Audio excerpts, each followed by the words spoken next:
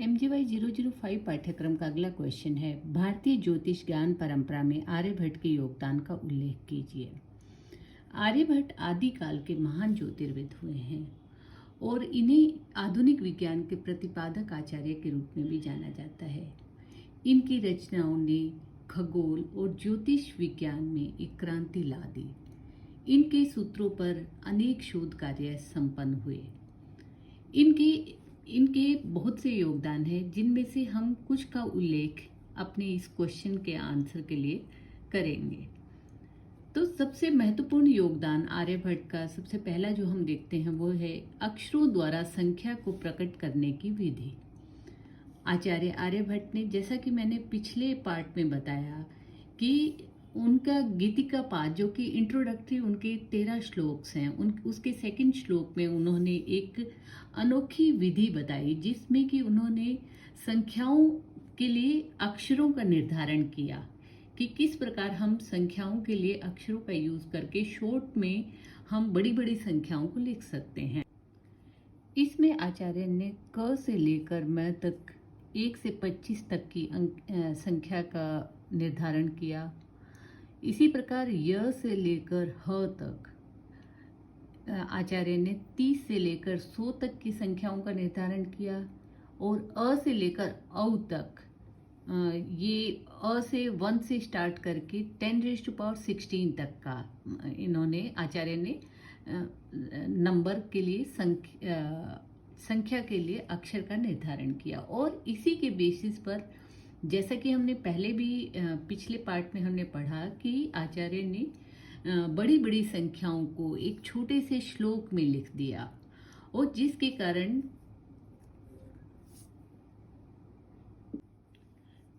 शून्य की खोज आचार्य का एक महत्वपूर्ण खोज है, जिसमें किसी भी संख्या में अंक का स्थानीय मान ज्ञात करने की प्रणाली को विकसित आचार्य ने किया, और जिससे शून्य की खोज का श्रेय आचार्य आर्यभट्ट को जाता है।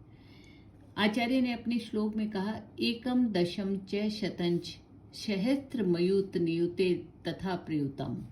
तो इस प्रकार 1, 10, शत, सहस्त्र, अयुत, नियुत, प्रयुत, कोटि एक्सेट्रा, इनमें से प्रत्येक का स्थानीय मान पिछले से 10 गुना अधिक है। तो इस प्रकार जैसे हम कोई भी संख्या लें, उस संख्या के 2 मान होते हैं, एक स्थानीय मान, एक अंकीय मान, means place value and face value. तो प्लेस वैल्यू जो है वो उसकी 0 से हम डिसाइड करते हैं। जैसे वंस, इंग्लिश में कहें तो वंस, टेंस, हंड्रेड्स, थाउजेंड्स, इस प्रकार से हम उसको करते हैं। कि हिंदी में करते हैं इकाई, दहाई, सैकड़ा, हजार, तो वो प्लेस वैल्यू है। जैसे हम कोई भी संख्या लेते हैं, मान लिया सपोज हमने 3 to 9 संख्या को लिया। 3 to 9 संख्या में 3 का हमें स्थानीय मान पता करना है, तो 3 का स्थानीय मान होगा 300। तो ये जो शून्य का आविष्कार है, यही आचार्य की एक बहुत बड़ी खोज है उस समय की। नेक्स्ट, व्यास और परिधि का संबंध, means calculation of value of pi. तो यदि हम ये आचार्य ने अपने गणित पाद के अंदर एक्सप्लेन किया है वैल्यू ऑफ पाई, जो कि एक बहुत ही इम्पोर्टेंट वैल्यू है मैथमेटिक्स में। तो इसमें आचार्य ने बताया कि व्यास और परिधि के संबंध से हम वैल्यू ऑफ पाई कैलकुलेट करते हैं। कि जैसे किसी वृत्त का व्यास, वृत्त माने सर्कल, सर्कल का व्यास माने रेडियस 1 होगा, तो उसकी जो परिधि यानी सरकमफ्रेंस, ये सरकमफ्रेंस परिधि है और ये व्यास है। यदि इसको हम 1 लें तो ये जो सरकमफ्रेंस है ये होगी 3.1416, और यही जो है व्यास और परिधि का संबंध है, जो कि वैल्यू ऑफ पाई है। तो इस प्रकार आचार्य ने बताया कि जैसे वृत्त का व्यास जो है यदि 20,000 है, तो उसकी परिधि जो है वो 6 to, यदि व्यास 20,000 जो है उसका व्यास है तो उसकी परिधि 62832 होगी। और इसको यदि हम उसकी फॉर्म में लें कि कैलकुलेट करें, पाई कैलकुलेशन करें, 62832 डिवाइडेड बाय 20,000, तो ये हमारा निकल के आता है 3.1416। तो आर्यभट्ट के अनुसार व्यास और परिधि का संबंध जो है वो 3.1416 होता है। अब ग्रहों का गणित करने के लिए ट्रिग्नोमेट्री, त्रिकोणमिति और ज्या सारणी का एक बहुत ही महत्वपूर्ण योगदान है कि हम ग्रहों का गणित, जैसे हम स्पष्ट ग्रह साधन करेंगे, ज्योतिष में इसकी इम्पोर्टेंस यही है कि स्पष्ट ग्रह का साधन करेंगे तभी हमें स्पष्ट फल प्राप्त होंगे। स्पष्ट ग्रह का साधन करने के लिए पहले हमें मध्यम ग्रह साधन करना होगा, जिसके लिए हमें ग्रहों का भगण और ये सब जानकारी होनी जरूरी है। और इन सब की जानकारी हमें इस ट्रिग्नोमेट्री और ज्या सारणी के द्वारा मिलती है, जो कि आचार्य ने अपने एक श्लोक के अंदर पूरी की पूरी ट्रिग्नोमेट्री की सारणी, जिसको हम आजकल साइन टेबल कहते हैं, साइन टेबल, जो कि हमने अपने ट्रिग्नोमेट्री में +1 +2 में ट्रिग्नोमेट्री में यूज की है। तो इसमें आचार्य ने एक ये श्लोक दिया। इस श्लोक के अकॉर्डिंग एक पूरी की पूरी साइन टेबल बन जाती है, साइन टेबल।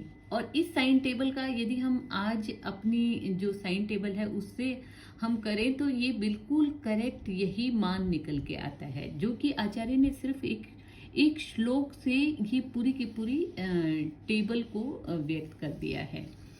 तो इसमें आचार्य ने जैसे जया से चाप साधन, जो कि जया माने ये डायमीटर जो है सर्कल का, और जया से चाप साधन और चाप से जया साधन।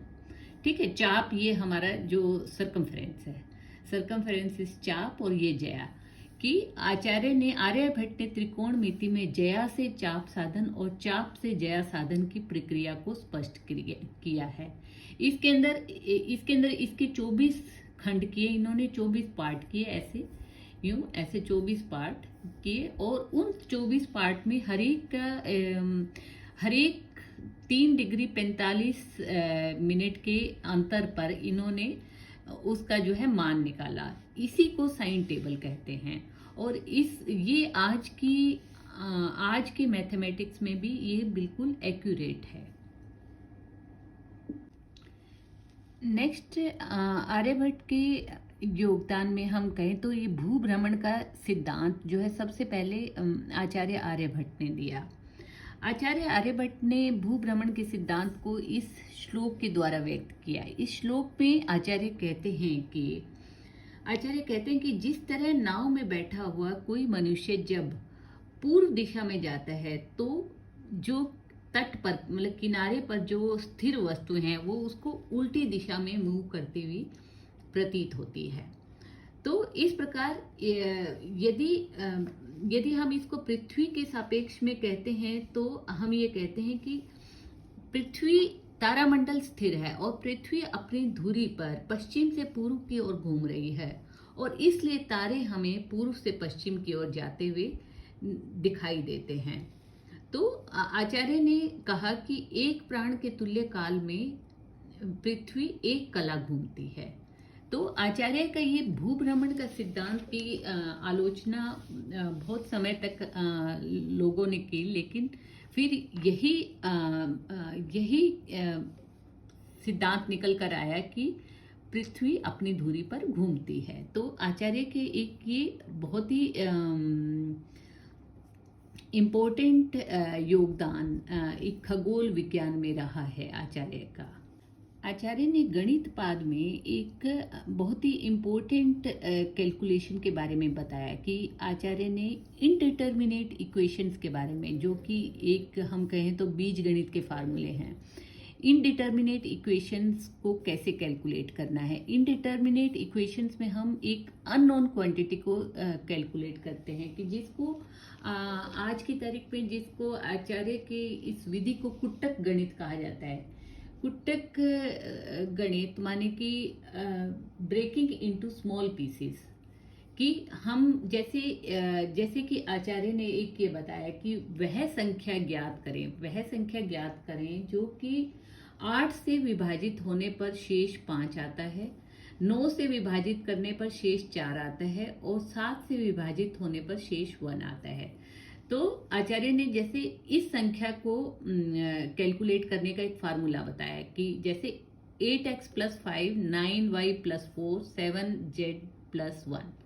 तो इसको कैलकुलेशन का आचार्य ने तो एक श्लोक में बता दिया कि यदि हम इसको कैलकुलेट करें तो सबसे कम मान जो निकल के आएगा वो 85 निकल के आएगा।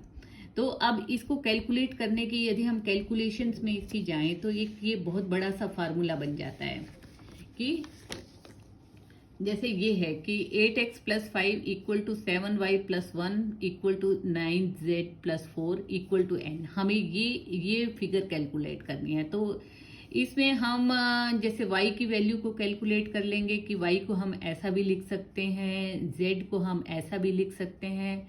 फिर हम इन सब में प्लेस करेंगे तो हमारी x की वैल्यू निकल के आएगी 10 और y की वैल्यू 12 निकल के आएगी और z की वैल्यू 9 निकल के आएगी और ये जो n नंबर निकल के आएगा ये 85 निकल के आएगा।